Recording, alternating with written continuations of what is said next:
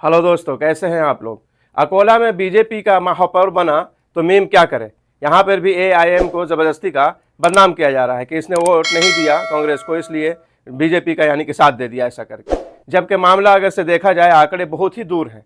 अगर से एआईएमआईएम इनको दे भी देती, 3 सीट है वहाँ पे, तो क्या फ़ायदा होने वाला था। फिर भी 10 सीट से ये हार रहे थे। लेकिन बहरहाल अकोला नगर निगम में हुए महापौर चुनाव के नतीजों ने असल सियासी सच्चाई को एक बार फिर बेनकाब कर दिया है। भाजपा उम्मीदवार शारदा खेड़कर ने शिवसेना ठाकरे गुट के सुरेखा काले को 45 बनाम 32 वोटों से शिकस्त दी है। ये कोई मामूली हार नहीं थी, बल्कि स्पष्ट और निर्णायक पराजय थी। भाजपा को समर्थन मिला उनके अपने 38 नगर सेवकों का, शरद पवार गुट की एनसीपी के 3, अजित पवार गुट की एनसीपी का 1, शिंदे गुट की शिवसेना का 1 और 2 निर्दलीय लोगों का। और ऊपर से कांग्रेस के साथ दिख रहे भाजपा के बागी नगर सेवक आशीष पवित्रकार भी ऐन वक्त पर भाजपा के पाले में चले गए। यानी गणित पहले से तय था।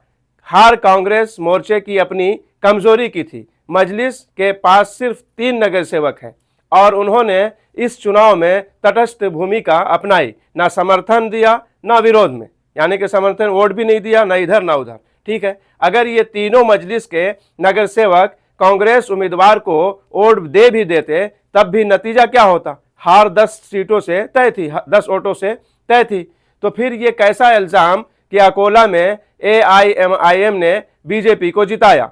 असल बात यह है कि नामर्दी अपने भीतर है और गुस्सा पड़ोसियों पर उतारा जा रहा है। नतीजों के बाद जो हुआ वो और ज्यादा शर्मनाक है। कांग्रेस का पिछवाड़ा जला तो मजलिस के नगर सेवकों से दादागिरी की गई।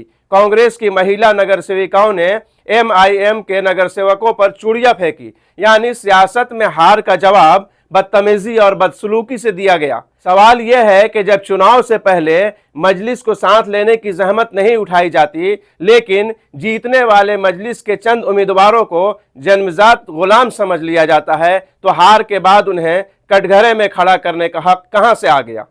ये कोई विधानसभा या लोकसभा चुनाव नहीं था जहां ओवैसी की सभाएं हो, जहां कोई तीखा भाषण हो, जहां कोई ध्रुवीकरण किया गया हो।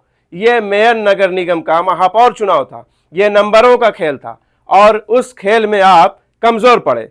तो अब सवाल ये नहीं कि एआईएमआईएम ने क्या किया, सवाल यह है कि आपने खुद अपने घर को क्यों नहीं संभाला। हर हार के बाद मजलिस को कटघरे में खड़ा कर देना अब पुरानी और घिसी पीटी चाल हो चुकी है। हकीकत यह है कि एआईएमआईएम ने ना किसी को हराया ना किसी को जिताया। आप अपनी सियासी नाकामी का बोझ दूसरे के कंधों पर रखे हुए हैं। बात यही है। इसलिए कि अगर से आंकड़ा देखा जाए तो 32 बनाम 45 है, यानी कि 45 जिसके पास है, अगर से 32 वाले को मजलिस का 3 मिल भी जाए तो आपके पास 35 ही रहेगा।